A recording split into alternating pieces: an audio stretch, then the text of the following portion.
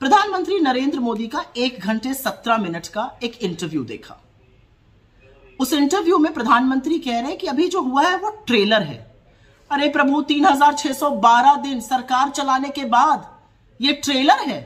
ये सुनकर देश की जनता आशंकित हो गई है, भयभीत है, घबरा गई है कि अगर ट्रेलर ऐसा है तो पिक्चर कैसी दिखा सकते हैं। ये ट्रेलर में ही हमने इस देश में 45 साल में सबसे ज्यादा बेरोजगारी, ट्रेलर में ही कमर तोड़ महंगाई, ट्रेलर में ही आटा दही पढ़ाई दवाई सब पर जीएसटी, ट्रेलर में ही हमने महिलाओं को आशंकित, महिलाओं को भयभीत, महिलाओं को बूटों के तले रौंदते हुए, और आप यौन शोषण को कैसे संरक्षण देते हैं अपने बगल में बिठाकर, वो भी देख लिया।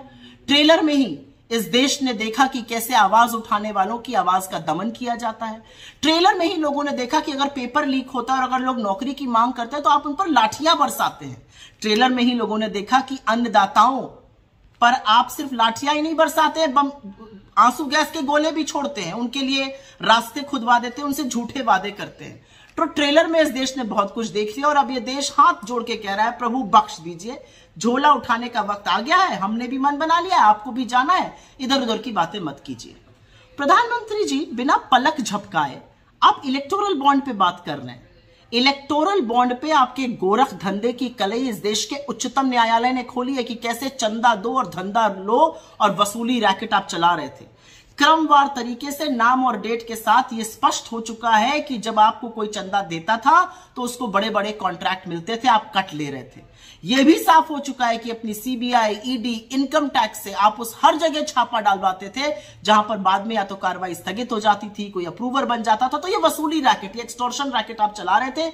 इस पर से पर्दा हट चुका है, इसका पर्दा फाश हो चुका है। लोग आपके भ्रष्टाचार की वॉशिंग मशीन से वाकिफ हैं। तो प्लीज इस तरह की बातें मत करिए। आपके इन जुमलों में 2014 में लोग आ जाते, अब थोड़ी कोई काले धन की आपकी बात मानेगा। काला धन, काला धन, अरे काला धन तो आप लाने वाले थे, 15 लाख बैंक अकाउंट में डालने वाले थे, कहां डाले आपने वो सब पैसे।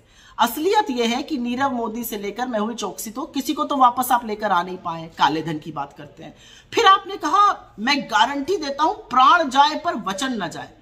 मोदी जी 15-15 लाख की, 2 करोड़ रोजगार की सालाना, ये सारी गारंटी आपकी है। किसान की दुगनी आय की, 100 स्मार्ट सिटी की, रुपया डॉलर 1 होने की, पेट्रोल डीजल 35 पर आने की, चीन को लाल आंख दिखाने की, सारी जिम्मेदारी तो आपकी थी, सारी गारंटी तो आपकी थी। आपकी गारंटी नहीं, आपके खोखले जुमले होते हैं, उनको आप किसी भी नाम से पुकारिए। और अंत में मैं आपसे एक बात कहना चाहती हूं, अपने मुंह से प्रभु राम का नाम मत लिया करिए। श्री राम हम सबकी आस्था के, हमारे विश्वास के, हमारी परंपरा के, हमारी लोक संस्कृति के प्रतीक है। प्रभु राम मर्यादा पुरुषोत्तम है। अगर उनसे कुछ सीखते तो थोड़ी मर्यादा, थोड़ा सम्मान, थोड़ा आदर जरूर सीखते। आपकी इन सब में कमी है। आप नाथूराम के भक्त हैं, आप नाथूराम का देश बनाना चाहते हैं, आप नाथूराम के पदचिन्हों पर चलते हैं। आपके अंदर नफरत भी नाथूराम जैसी है। तो नाथूराम का नाम लिया करिए, आप श्री राम का नाम मत लिया करिए, क्योंकि श्री राम का जो नाम लेता है वो राम राज्य में यकीन करता है।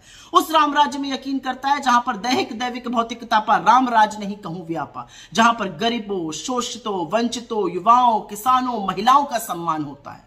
आपके रिपोर्ट कार्ड पर 10 साल बाद बेरोजगारी पर, महिला सुरक्षा पर, उनके रिप्रेजेंटेशन पर, महंगाई पर, आर्थिक असमानताओं पर, हर जगह आप फेलियर हैं। मणिपुर और लद्दाख आज भी अपने प्रधानमंत्री का इंतजार कर रहा है।